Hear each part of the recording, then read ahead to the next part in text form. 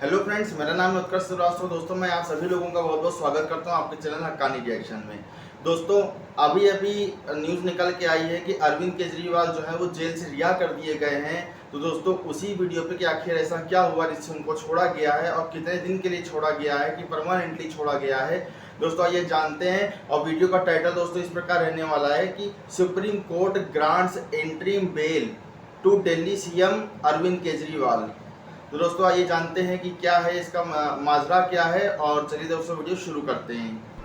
नमस्कार दोस्तों एक बड़ी खबर सामने आई है लोकसभा चुनाव 2024 के बीच। आपको याद होगा 21 मार्च को ईडी के द्वारा अरेस्ट किया गया था दिल्ली के चीफ मिनिस्टर अरविंद केजरीवाल जी को। ध्यान रखिएगा, अरविंद केजरीवाल जी अभी भी दिल्ली के चीफ मिनिस्टर हैं, उन्होंने रिजाइन नहीं किया था। तो क्या हुआ है कि पिछले कुछ दिनों से सुप्रीम कोर्ट के अंदर उनके बेल एप्लीकेशन को लेकर काफी ज्यादा सुनवाई चल रही थी और फाइनली आज फ्राइडे को अरविंद केजरीवाल जी को बेल दे दिया गया है। लेकिन यहां पर ध्यान रखिएगा, ये जो बेल है वो रेगुलर बेल नहीं है, ये एक इंटरिम बेल है। ये देख सकते हैं आप, Arvind Kejriwal granted interim bail by Supreme Court till June 1। तो यहां पर हम थोड़ा सा जानने की कोशिश करेंगे कि ये इंटरिम बेल और बेल क्या होता है, और साथ ही साथ यहां पर सुप्रीम कोर्ट ने क्या कुछ कंडीशंस रखे हैं, क्या क्या हुआ है अभी तक, वो सारी चीजें मैं आपको बताऊंगा। चलिए आगे बढ़ते हैं, लेकिन उससे पहले चलिए शुरुआत करते हैं और सबसे पहले ये देखते हैं कि एग्जैक्टली हुआ क्या है। जैसा कि मैं आपको बता रहा था कि दिल्ली के चीफ मिनिस्टर अरविंद केजरीवाल जी को दिल्ली लिकर पॉलिसी के अंदर अरेस्ट किया गया था ईडी के द्वारा। ईडी ने आरोप लगाया गया था कि यहां पर 100 करोड़ का किकबैक लिया गया है आम आदमी पार्टी के द्वारा, और यहां पर जो इसके मास्टरमाइंड है वो है Arvind Kejriwal.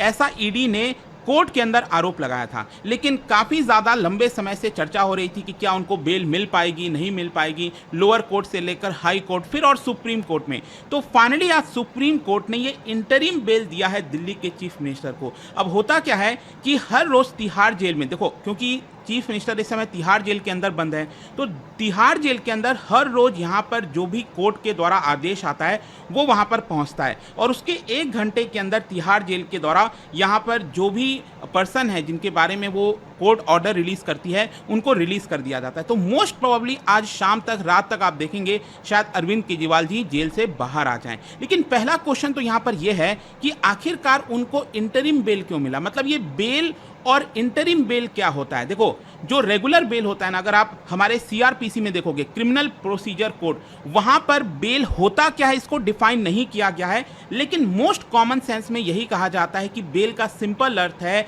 To set free from jail. मतलब किसी पर्सन के ऊपर मान लो आरोप लगा है, जो इन्वेस्टिगेशन एजेंसीज हैं उन्होंने आरोप लगाया है, तो उसको लेकर ट्रायल चलेगा कोर्ट के अंदर। अब ट्रायल हो सकता है कि 4 महीना, 6 महीना, साल भर, 2 साल, 5 साल, आपको पता ही हमारे देश में 10 साल, 20 साल, 30 साल तक भी चलते हैं ट्रायल। तो क्या है कि ट्रायल चल रहा है, उसके बीच में यहां पर जो पर्सन है वो गारंटी देता है कोर्ट को कि आप मुझे कोर्ट जेल से रिलीज कर दीजिए, और जब भी ट्रायल मतलब सुनवाई का डेट आएगा मैं हाजिर हो जाऊंगा आपके पास। तो यहां पर बॉन्ड वगैरह इशू किया जाता है, उसके हिसाब से उसको बेल मिल जाती है। तो उस तरह की जो बेल होते हैं ना, उसको हम रेगुलर बेल कहते हैं। और क्रिमिनल प्रोसीजर कोड में अगर आप देखोगे जो कॉन्सेप्ट है बेल का, वो आपको सेक्शन 436 और 439 के बीच में देखने को मिलेगा। इसमें अक्सर आपने सुना होगा कि बेलेबल ऑफेंस और नॉन बेलेबल ऑफेंस। जो नॉन बेलेबल ऑफेंस है वो काफी ज्यादा कठोर होता है, यहां पर आपको बेल लेना मुश्किल हो जाता है। लेकिन यहां पर क्या है कि जो इंटरिम बेल है, इंटरिम बेल क्या होता है, ये रेगुलर बेल से थोड़ा सा डिफरेंट होता है। बेसिकली मान लो अगर मैं कहता हूं कि कोर्ट के अंदर अभी रेगुलर बेल को लेकर एप्लीकेशन की सुनवाई चल रही है, कोर्ट ने अभी निर्देश नहीं दिया है, लेकिन कुछ इमरजेंसी आ गई, यहां पर कोर्ट को लगा कि एक बार के लिए, कुछ समय के लिए बेल दे देनी चाहिए। अब इस बेल में क्या होता है ना कि मान लो कोर्ट ने बोला कि आपको आज से लेकर इतने दिन तक का बेल मिला है, आपको वापस जेल जाना होगा। तो यहां पर भी यही हुआ है। अरविंद केजरीवाल जी के केस में अगर आप देखोगे तो कोर्ट ने यह कहा है कि हम आपको जो इस समय इलेक्शन चल रहा है उसके कैंपेनिंग के लिए बेल दे रहे हैं। मतलब कि आप अभी रिलीज हो जाएंगे जेल से, लेकिन आपको वापस से 2 जून को वापस आना होगा जेल के अंदर। तो ध्यान रखिएगा, ये इंटरिम बेल है एक प्रकार से, ये रेगुलर बेल नहीं है। अब क्वेश्चन ये है कि सुप्रीम कोर्ट का वर्डिक्ट क्या आया है। देखो, केजरीवाल जी के द्वारा यहाँ पर एप्लीकेशन फाइल किया गया था इंटरिम बिल को लेकर कि इस समय इलेक्शन का माहौल चल रहा है, और अगर ये मौका निकल गया, अगर ये एक बार समय निकल गया तो वापस नहीं आएगा। तो इसी के दौरान सुप्रीम कोर्ट ने अरविंद केजरीवाल जी को कहा कि ठीक है, आपको हम बेल प्रोवाइड कर रहे हैं, इंटरिम बेल प्रोवाइड कर रहे हैं, यहाँ पर इलेक्शन कैंपेनिंग के लिए। और आपको 2 जून को, क्योंकि आपको पता ही है 1 जून को आखिरी दिन है चुनाव का। जो 7 फेजेज में चुनाव होने हैं उसमें 3 फेज तो ऑलरेडी हो गया, आप सबको पता है। तो बाकी की जो चौथा फेज होगा, आखिरी फेज, वो 1 जून को है। और रिजल्ट कब आना है? रिजल्ट आएगा 4 जून को। तो रिजल्ट आने के पहले ही अरविंद केजरीवाल जी को 2 जून को वापस जेल में आना होगा। लेकिन हाँ, एक चीज़ मैं आपको ये भी बता दूं कि यहाँ पर जो रेगुलर बेल का एप्लीकेशन है उसकी सुनवाई भी अगले हफ्ते होगी। तो हो सकता है कि अगर मान लो रेगुलर बेल मिल जाती है यहाँ पर, तो लंबे समय के लिए भी बेल मिल सकता है, लेकिन वो डिपेंड करता है आगे। अभी के लिए तो कंडीशन यही है कि वो अभी जेल से बाहर जाएंगे और वापस से 2 जून को उनको जेल में आना होगा। इनफैक्ट यहाँ पर सुप्रीम कोर्ट के वर्डिक्ट में ये बोला गया है कि ईडी के द्वारा अगर ईडी चाहती तो अरविंद केजरीवाल जी को 21 मार्च से पहले भी अरेस्ट कर सकती थी, उसके बाद भी अरेस्ट कर सकती थी। तो इसमें कोई डिफरेंस नहीं होगा। हम 21 दिन के लिए इंटरिम बेल यहाँ पर अरविंद केजरीवाल जी को प्रोवाइड कर रहे हैं, तो इसमें ऐसा कोई दिक्कत नहीं होनी चाहिए, ऐसा सुप्रीम कोर्ट के द्वारा बोला गया है। ऑल्दो मैं यहाँ पर आपको ये भी बता दूं, अभिषेक मनु सिंघवी जो कि एडवोकेट है अरविंद केजरीवाल जी की तरफ से, उन्होंने सुप्रीम कोर्ट को एक तरह से दरख्वास्त किया था कि आप प्लीज 5 जून तक ये इंटरिम बेल प्रोवाइड कर दीजिए, क्योंकि 4 जून को चुनाव के रिजल्ट आएंगे। लेकिन सुप्रीम कोर्ट ने मना कर दिया कि नहीं, ऐसा हम नहीं करेंगे। और सुप्रीम कोर्ट के 2 जज के बेंच के द्वारा ये सुनवाई हो रही थी, एक है जस्टिस संजीव खन्ना और दूसरे हैं जस्टिस दीपांकर दत्ता के द्वारा। खैर, अब क्वेश्चन ये है कि सुप्रीम कोर्ट ने क्या कोई कंडीशंस रखा है। देखो अभी क्या था, जब मैं वीडियो बना रहा हूं तो एक और डिटेल पूरा उनके वेबसाइट पर, सुप्रीम कोर्ट के वेबसाइट पर ऑर्डर आना है, उसमें शायद हो सकता है कुछ और चीज़ें डाली जाएं। लेकिन अभी के लिए ये बोला गया है कि ये जो कंडीशंस हैं वो सिमिलर होने वाला है जो संजय सिंह को बेल दिया गया था उसी के आधार पर। आपको पता होगा संजय सिंह भी 6 महीने के बाद जेल से बाहर निकले थे, उनको बेल प्रोवाइड किया गया था। उसमें कंडीशन ये रखा गया था कि आप इस केस के बारे में, ये जो दिल्ली लीकर पॉलिसी केस है आपके ऊपर जो चल रहा है, उसके बारे में मीडिया से, पब्लिक में किसी भी प्रकार की कोई भी बात नहीं करेंगे। तो यही सेम कंडीशन आप समझिए अरविंद केजरीवाल जी के ऊपर भी रखा जा रहा है। लेकिन इसके साथ साथ एक और चीज़ है, क्योंकि अरविंद केजरीवाल जी इस समय दिल्ली के चीफ मिनिस्टर हैं, तो इसको लेकर भी सवाल उठा कि क्या वो चीफ मिनिस्टर का जो भी पालन करते हैं, अपने ऑफिस जाते हैं, जो भी चीज़ करना है, क्या वो कर सकते हैं।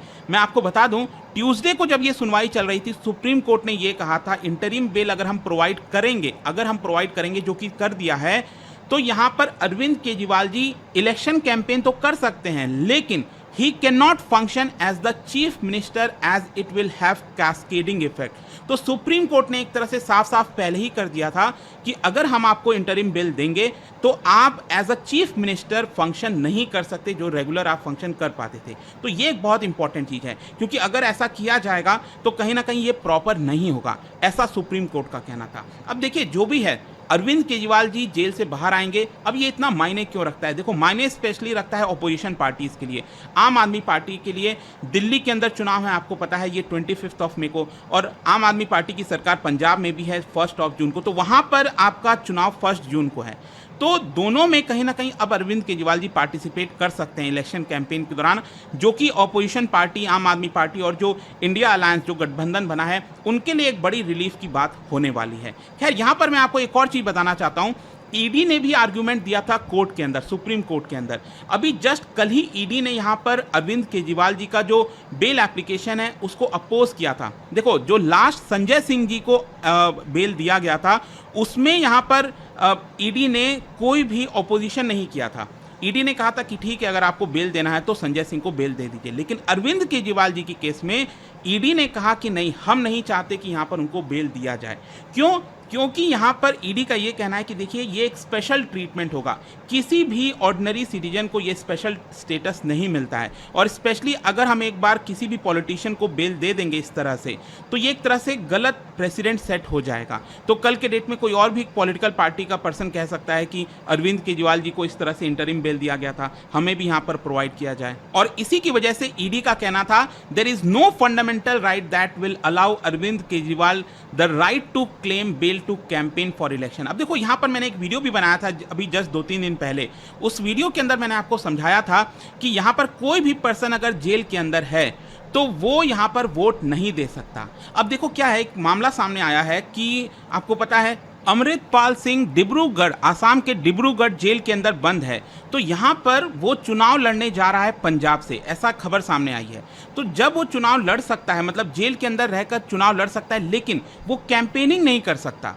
लेकिन जो पर्सन जेल के अंदर बंद है वो वोट नहीं दे सकता, मतलब आप बेसिकली जेल के बाहर नहीं जा सकते। तो यही तर्क दिया जा रहा था ईडी के द्वारा कि यहाँ पर कोई फंडामेंटल राइट नहीं है किसी के पास कि उसको कैंपेनिंग करने के लिए इंटरिम बेल इस तरह से प्रोवाइड की जाए। खैर जो भी है, सुप्रीम कोर्ट ने अपने रिप्लाई में यही कह दिया था साफ साफ ईडी को कि देखिए यहाँ पर अभी इलेक्शन का मौका है, ये टाइम जो है वापस नहीं आने वाला। तो आप चाहते तो हो सकता है इलेक्शन के बाद भी अरेस्ट कर सकते थे।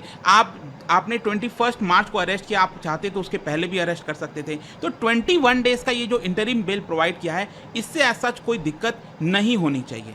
इनफैक्ट यहाँ पर सुप्रीम कोर्ट का बयान आप देखोगे तो बोला गया है, there are elections, these are extraordinary circumstances and he is not a habitual offender. Arvind Kejriwal ji को ये हैबिचुअल ऑफेंडर नहीं है कि बार बार इस तरह के ऑफेंस करते हैं या फिर जो भी है, तो इसलिए हम उनको बेल प्रोवाइड कर सकते हैं। तो आई होप आपको समझ में आ गया होगा। और साथ ही साथ जब ये पूरा मामला सामने आया तो आप देख ही सकते हो, आम आदमी पार्टी ने एक प्रेस कॉन्फ्रेंस किया, जो संजय सिंह है उन्होंने कहा truth can be trouble but not defeated, और एक तरह से ये कहा कि संविधान को बचाया जा रहा है सुप्रीम कोर्ट के द्वारा। एक रे ऑफ होप यहाँ पर देखने को मिली है। तो आपका क्या सोचना है इस पूरे मामले को लेकर, मुझे बता सकते हो। अभी गाइस वीडियो जो है वो खत्म हो गई है और अरविंद केजरीवाल को परमानेंटली बेल ना दे करके इंटरिम बेल दी गई है, क्योंकि अभी उनको जैसा कि इस वीडियो में बताया गया है कि चुनाव का कैंपेन करने के लिए दिया गया है। तो हालांकि ये बात भी ठीक है कि कोई बहुत उनके ऊपर इस तरह के आरोप पहले नहीं लगे हैं जिस तरह का आरोप इस बार लगा है, तो उसको मद्देनजर रखते हुए सुप्रीम कोर्ट ने बेल दे दी है। और ईडी का भी कहना कोई गलत नहीं था कि इस तरह के बेल से कल को दूसरे कोई पॉलिटिशियन आके इसके आधार पे अपने लिए बेल मांग सकते हैं। तो दोस्तों आप बताइए, आपका इसके बारे में क्या कहना है, और आपको क्या लगता है कि केजरीवाल को बेल मिलना सही है कि गलत है, या फिर आपके क्या ख्याल हैं इस बारे में? केजरीवाल के बाहर आ जाने से क्या मोदी जी को कोई परेशानी आएगी जीतने में, या फिर राहुल गांधी को कोई फायदा मिलेगा आने से? दोस्तों आप लोग जरूर बताइएगा, कमेंट बॉक्स में अपने विचार रखिएगा। तब हम लोग चलते हैं दोस्तों, आपसे मिलते हैं नेक्स्ट वीडियो में। तब तक के लिए जय हिंद दोस्तों।